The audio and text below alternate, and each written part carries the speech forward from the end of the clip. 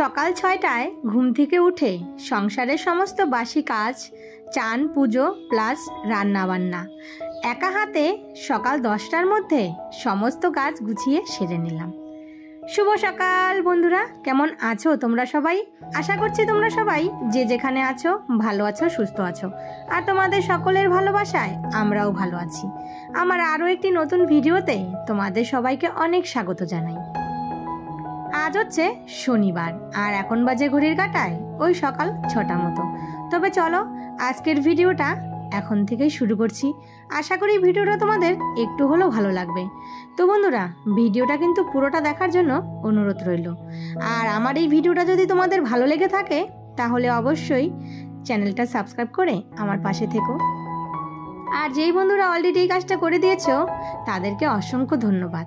আর যারা এখনো করনি, প্লিজ বন্ধুরা তোমরা সবাই আমার এই ছোট্ট পরিবারের সদস্য হয়ে যাও। তো এই যে ঘুম থেকে উঠেই সমস্ত বাসি কাজগুলো সেরে নিলাম। তো আজকে না অনেকদিন পর ঘরটা মুছে নিলাম। সে কবে থেকে ঘরই মোছা হচ্ছে না।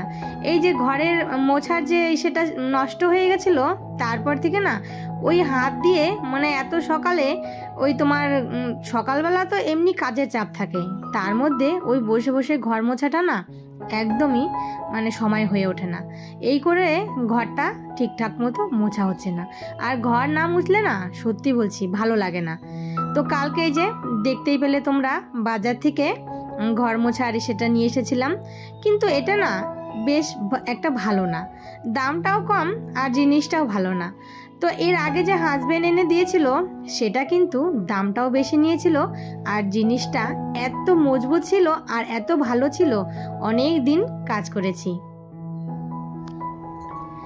আর এইদিকে আমি বসে পড়েছি কিন্তু পুজো দিতে। তো এই যে দেখো শাশুড়ি মা কি সুন্দর পদ্ম ফুল এনে দিয়েছে। তো চলো আগে পুজোটা দিয়ে নিই।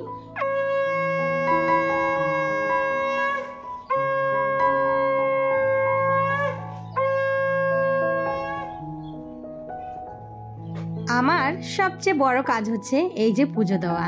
এই পুজোটা সকাল সকাল সেরে নিতে পারলে আমার কিন্তু কাজে অনেকটাই মানে ভালো লাগে।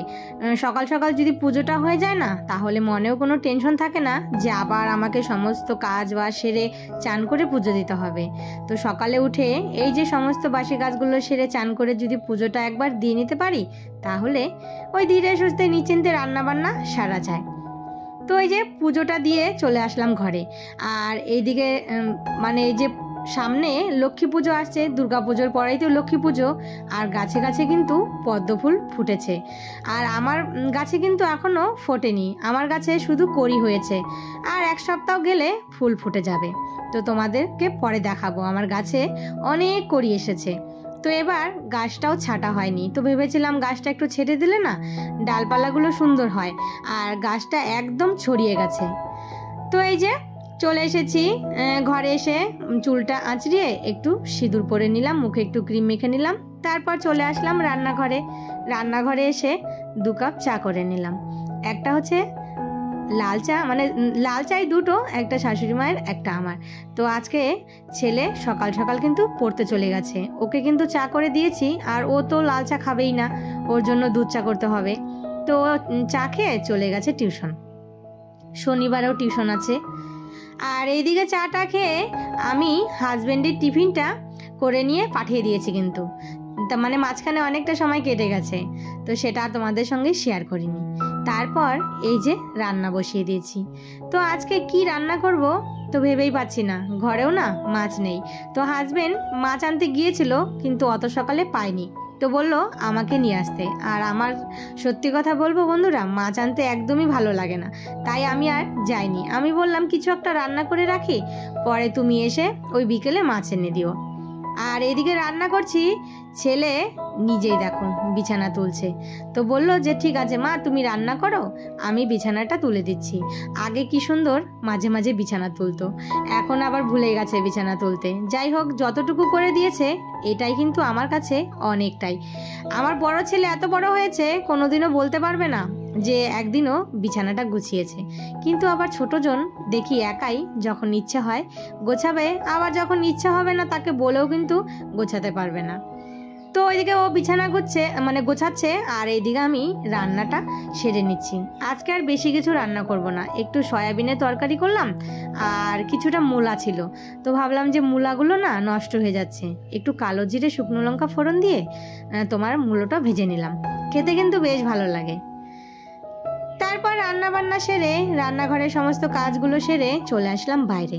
তো বাইরে কুয়োর পাড়ে আসলাম হচ্ছে এই যে দেখো চালের ডামটা, তো এখন তো আর এই ডামে চাল রাখবো না, এখন আর দরকারও নেই, কেননা ডামটা যেটা নিয়ে এসেছি ওটাতেই চাল রেখে দিয়েছি। আর এই যে কাপড়টা, এটা হচ্ছে আলমারির ঢাকনা। তো সেই দিন না ঘরটা একটু ঝেড়েছিলাম, তো সেটা তোমাদের সঙ্গে শেয়ার করিনি। তো আলমারিটা ঢাকনাটা খুলে ঢাকনাটা নোংরা হয়েছিল ভালোই, তো এই যে ঢাকনাটা এখন খুলে এই যে এখন সুন্দর করে ধুয়ে তারপর রোদে দিয়ে দিব, আর এই ডামটাও ধুয়ে রেখে দিব। তো এখন আর এটাতে চাল তো আর রাখবো না, ওই দেখি মাসকাবাড়ি বাজার টাজার আনলে গুছিয়ে রেখে দেব।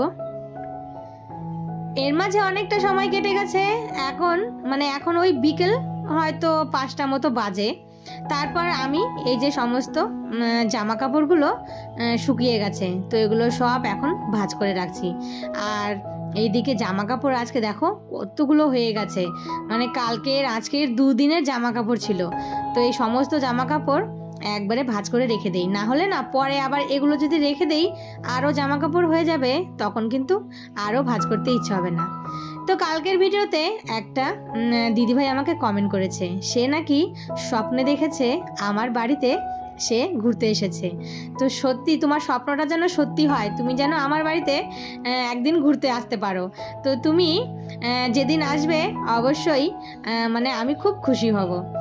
আর এই যে দেখো জামা কাপড় গুছিয়ে বাড়ির সামনে একটু দাঁড়িয়েছি, আমাদের গেটের সামনে।